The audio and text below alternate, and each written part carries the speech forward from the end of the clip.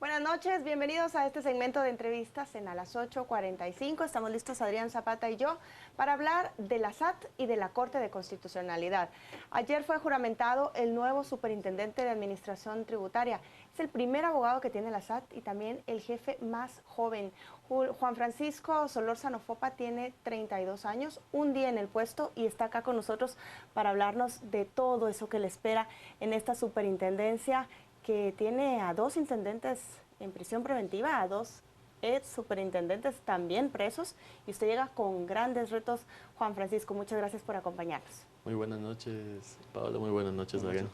Usted llega del Ministerio Público, donde usted dirigió la DICRI, la Dirección de Investigaciones Criminalísticas, conocedor del caso La Línea Fondo, porque fue analista de esta estructura defraudadora y también conoce la defraudación fiscal. Pero cuéntenos desde su perspectiva y desde sus palabras, ¿cómo fue usted designado en este cargo? ¿Cuándo le dicen que es usted un candidato y cómo fue su proceso desde lo interno de selección? Pues bueno, muy buenas noches a todos y todas las televidentes.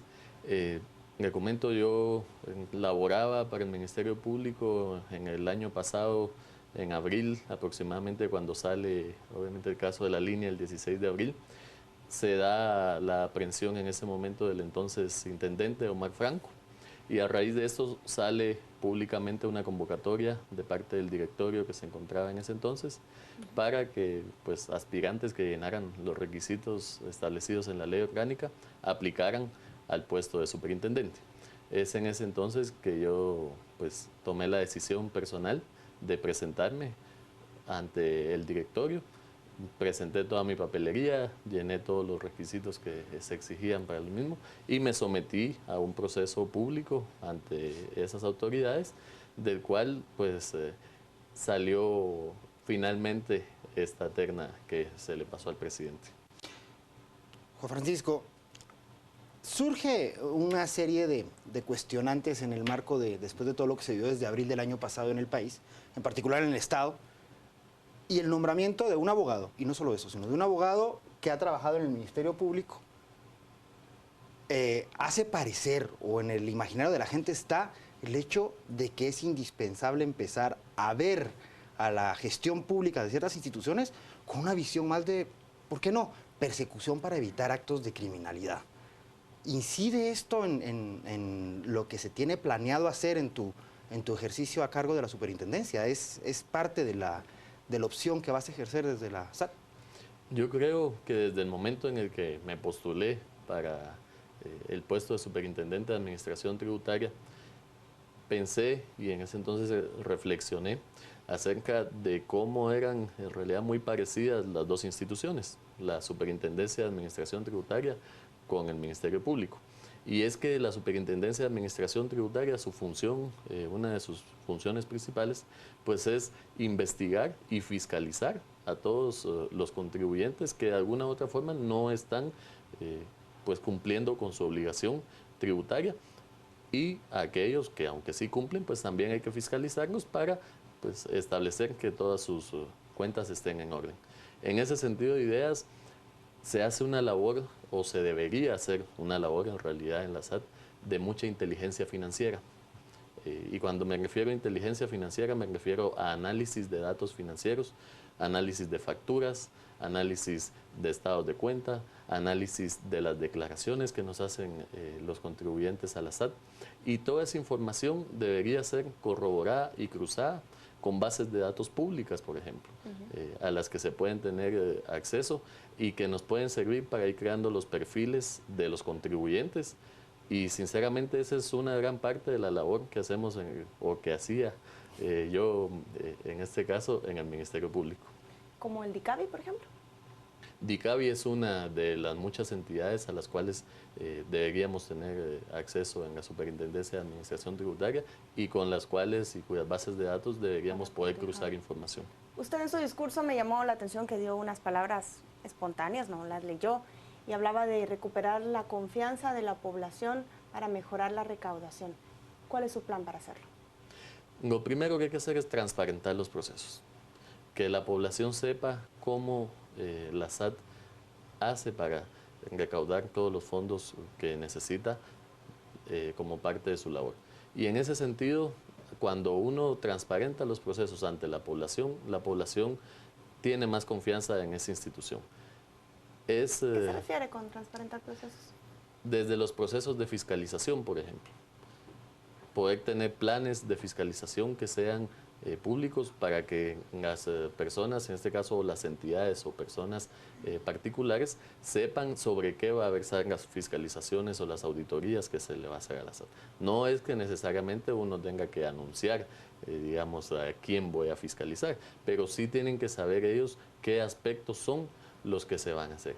¿Quiénes son, por ejemplo, los auditores que les van a llegar para evitar, y en el cuento hay denuncias de estafas y cuestiones, gente que se hace pasar en algunos casos por auditores de SAT para tratar de obtener algún beneficio económico, indicando que no se le va a auditar o que no se le va a procesar por algún caso, que no se va a presentar una denuncia penal. Todas estas cuestiones, por ejemplo, el tema de la devolución del crédito fiscal. Saber que el contribuyente sepa en qué lugar va su expediente. Eso es algo fundamental. Que todos sepan a quién se le va a devolver primero, a quién se le va a devolver segundo, a quién se le va a devolver tercero. Cuando se transparentan todos esos procesos, se puede recuperar la confianza del contribuyente. La gente está muy escéptica en general, sobre todo, y bueno, después de este destape que hay de la mafia orquestada desde la superintendencia, está con la verdad, la moral tributaria está por los suelos. ¿Hay medidas que se vayan a implementar o dentro de su gestión hay alguna postura en un grado de radicalidad para empezar a limpiar lo que pudiera haber quedado dentro de todo eso? Porque hay una percepción de que están los cabecillas o la gente de alto nivel, pero la estructura permanece. ¿Hay alguna orientación que vayan a iniciar ustedes en ese sentido con su gestión? Yo creo que es fundamental hacer ver que no todo el personal de la SAT en realidad está involucrado en actos ilícitos. Hay personal muy bueno dentro de la SAT, personal técnico, personal capacitado, personal que está buscando además hacer una carrera dentro de esa institución. En lo personal, les puedo decir, he llegado a este puesto gracias a que pude realizar una carrera dentro de una institución pública. No estaría aquí de no haber tenido esa capacidad y esa posibilidad. El tener una carrera bien institucionalizada nos garantiza que los profesionales que van a estar a cargo de los distintos departamentos, gerencias o intendencias, van a ser profesionales probos, profesionales que no van a llegar a dedo, digamos, que no van a llegar por algún interés oscuro o por pertenecer a una mafia. Entonces, nuestra idea y mi idea en este caso es fortalecer en realidad la carrera, y dentro de la carrera también se va dando una depuración, se va dando la salida de aquel personal que al ver esta situación no va a tener cabida. Además de esto, obviamente también vamos a implementar otras medidas que ya se habían venido llevando a cabo, algunas pruebas de confianza, estudios socioeconómicos, investigaciones de los entornos familiares, por ejemplo, de algunas autoridades y personal que se va a contratar. Esto pues también hay que realizarlo, nunca está de más, y creo que son controles válidos que se pueden hacer para tratar de mejorar en este sentido el reclutamiento de personal y también los ascensos y la carrera dentro de la misma institución. Y cuando usted escucha declaraciones como la de ayer de Salvador González Seco, que explicaba con pormenores cómo el sindicato estaba a punto de entrar a beneficiarse de la estructura La Línea, pero por las últimas etapas que tuvo el plan, no llegó del todo a incorporarse. En el caso de trabajadores sindicalizados, ¿qué piensa usted hacer allí? Yo considero que esto lamentablemente era algo de alguna forma generalizada en cierto sector de trabajadores de la SAT, y sobre todo lo más preocupante es que era en mandos medios y altos. Y también una institución, cuando sus mandos medios y altos están tan comprometidos o tan cooptados con el crimen organizado, en realidad pues eso evita el crecimiento y hace que el personal de los mandos bajos pues tampoco se comprometa con la meta que es aumentar la recaudación de una institución. Entonces no creo que tenga que ver con si estaban sindicalizados o no. En realidad creo que únicamente aprovechaban la oportunidad que tenían o la cuota de poder que posiblemente les daba estar en el sindicato para ser parte de toda una trama, porque la trama con el sindicato en este tema era básicamente sacar al superintendente Carlos Muñoz, que el sindicato se encargó de pues, sacar ciertos datos, campos pagados y hacer toda una campaña mediática que asegurara la salida de Carlos Muñoz y la entrada de Omar Franco. Pero considero que no tiene que ver con si están sindicalizados o no. Yo creo que era una mafia que buscaba la oportunidad de poder seguir creciendo. Las últimas gestiones de los superintendentes han sido marcadas por, primero, por una evidente obediencia ciega muchas veces al Ejecutivo. Y también por riñas desde el tema del gasto versus el ingreso, porque obviamente no alcanza, no se llega a las metas. ¿Hay alguna condición o cómo está el vínculo en ese sentido en su gestión frente a las decisiones del Ejecutivo? Se lo digo en particular porque bueno, ya está firmado, tengo entendido, un convenio, el convenio de metas de este año y la viabilidad de su cumplimiento frente a tener que revisarlo de ser necesario ahora que usted asume la gestión. Yo, y lo debo hacer públicamente, sinceramente, el señor presidente, que en este caso fue quien me nombró, no me ha puesto ninguna condición, no me ha condicionado de ninguna forma. El señor ministro de Finanzas Públicas, quien es el jefe del directorio, tampoco me ha puesto ninguna condición, más que el deseo y la gana y el compromiso de trabajar por nuestro país y por levantar la recaudación. En ese sentido, también les debo decir, yo participé, como se los manifesté hace un rato, por voluntad propia en este proceso.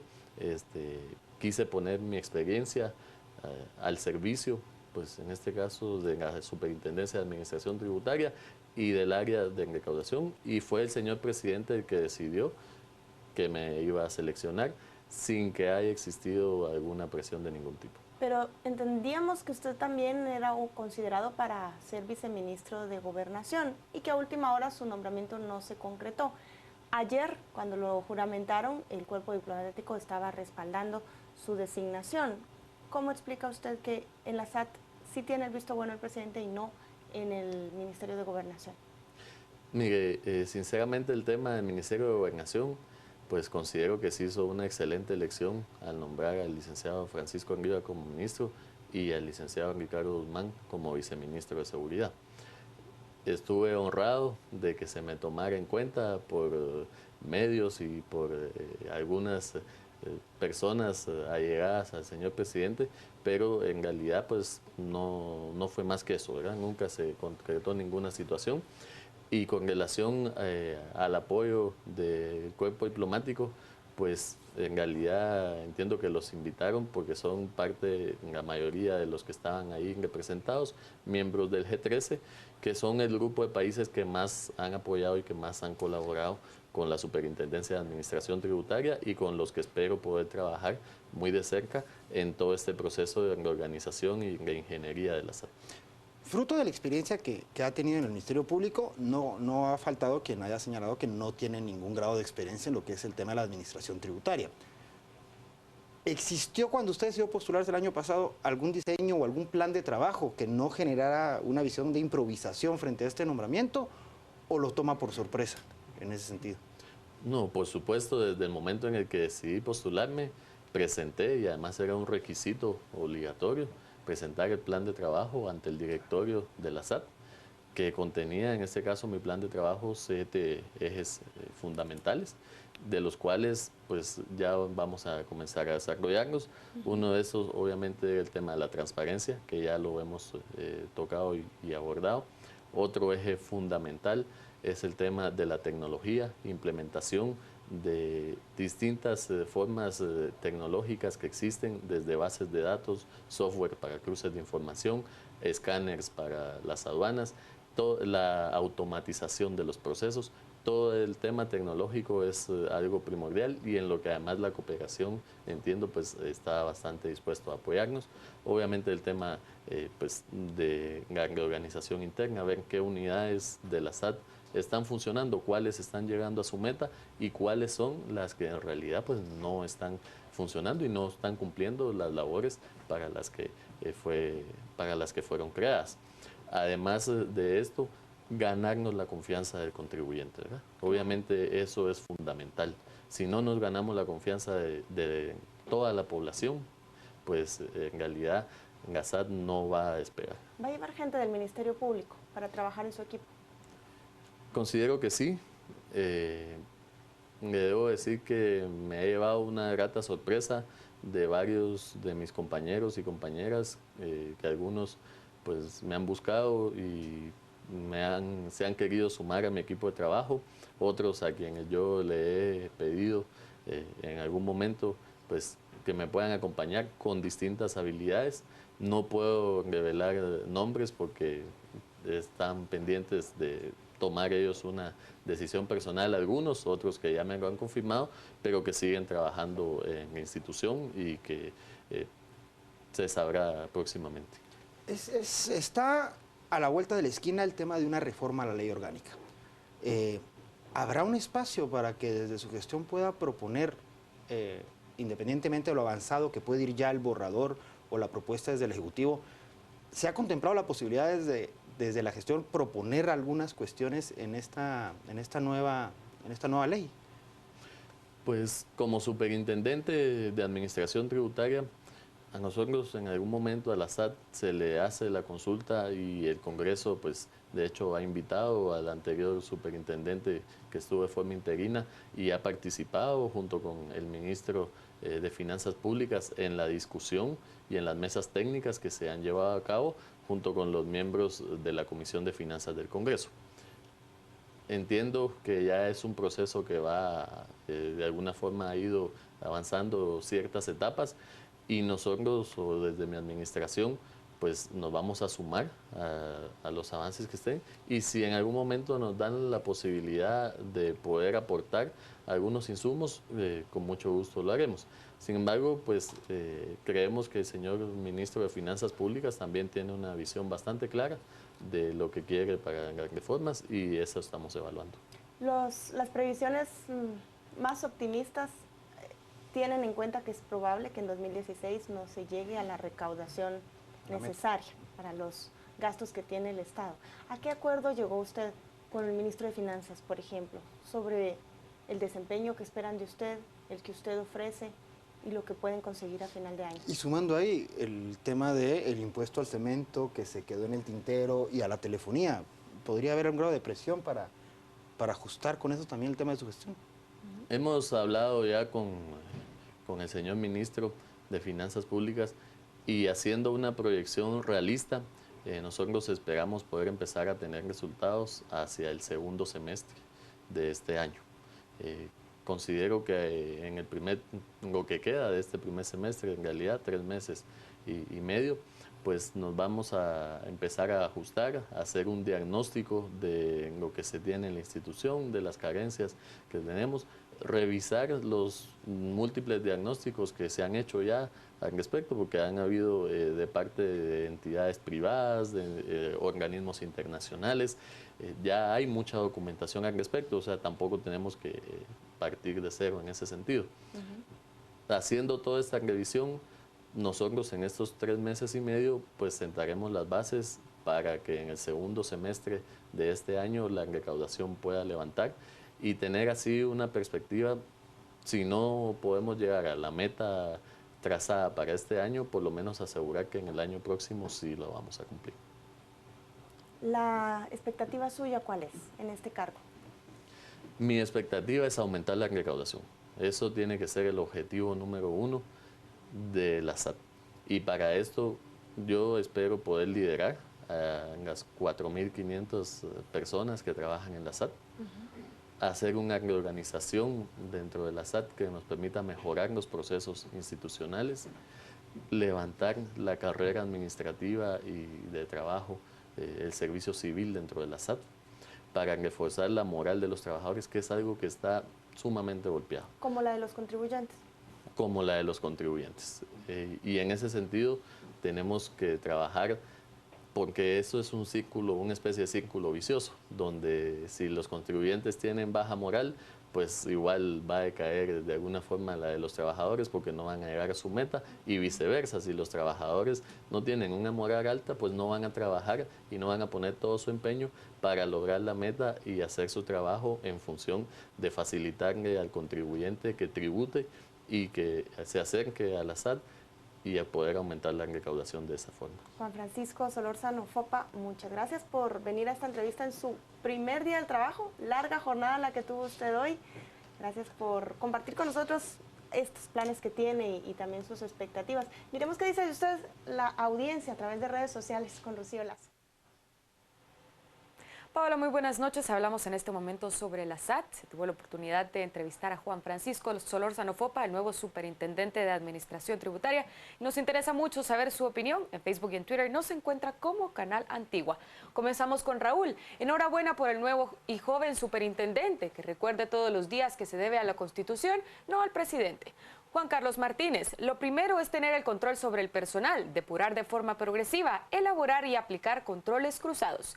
Kevin Lomash, no me queda claro si es experto en investigación, seguridad ciudadana o en temas tributarios, Ministerio Público, Ministerio de Gobernación, SAT. De Achacón, le deseamos éxito al licenciado Solórzano. Nosotros por Guatemala esperamos limpia la institución y nos devuelva la tranquilidad. Y por último, Unicarga, otra vez tras los que ya están registrados y los que no tienen NIT.